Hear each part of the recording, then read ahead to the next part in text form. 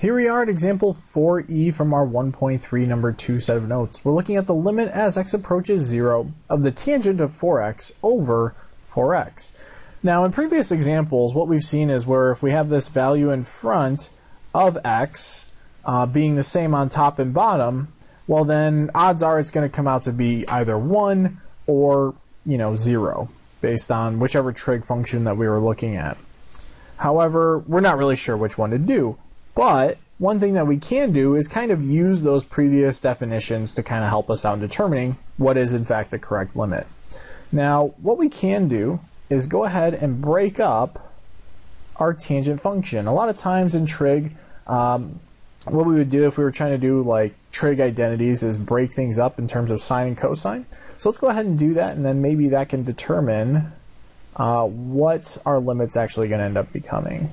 So if we break up the tangent of 4x, what we have then is the sine of 4x on top divided by the cosine of 4x on the bottom. And this is still all over 4x. Now what we have here is really a fraction divided by a fraction. And one thing that we can do is go ahead and rewrite all of this stuff. So then we have the limit as x approaches 0 of the sine of 4x divided by cosine of 4x divided by 4x over 1. And we know that from properties with algebra that we can go ahead and flip this second piece. So we're going to want to flip him and change this to a multiplication.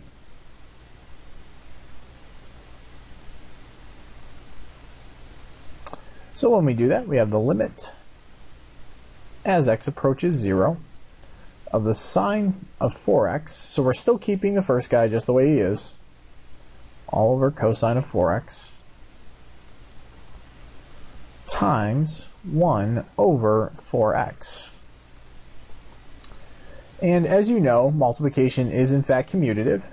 So what we can go ahead and do is I'm just going to change this 1 and this sine of 4x. I'm just going to really replace pretty much where they're at, their locations.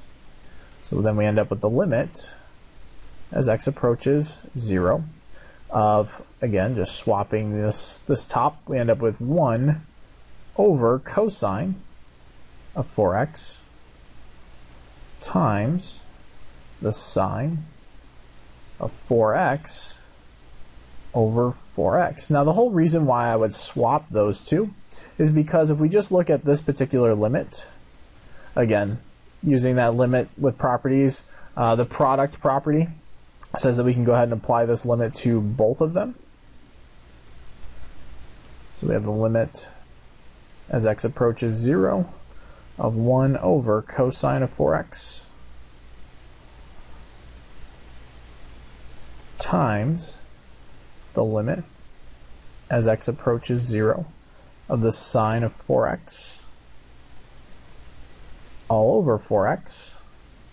But the entire reason why we would do that is because, again, we know and recognize this definition with that trig function. And again, that's kind of the whole goal when we're looking at these problems is trying to get it to be something that we're familiar with. And now we have done that here. I'm not necessarily 100% sure what this is going to come to be yet. I mean, I know. But, as you're doing these problems, it's okay if you're not 100% ironclad on maybe what one of the limits are, as long as you're kind of on the right track with getting maybe what another limit might become. So again, just from our notes, this right side is just 1. And now let's think about the limit as x approaches 0 of this particular fraction. Now, if we go ahead and try direct evaluation, let's just see what happens. We end up then with 1 over the cosine of 4 times 0 is just 0. And the cosine of 0, as we know from pre-calc, just comes out to be 1. So ultimately we have 1 over 1 times 1. So 1 over 1 is just 1 times 1 is just 1. So this whole limit will just come out to be 1. So the whole game now actually just becomes breaking things down, much like we did with trig identities in pre-calc, to get something to match like we have with our definitions. And that was pretty much accomplished right here. We weren't 100% sure what this limit would come out to be, but even just using a lot of times like direct evaluation, it just comes out to be something manageable and workable. So again, that is example 4E from our 1.3 number 2 set of notes.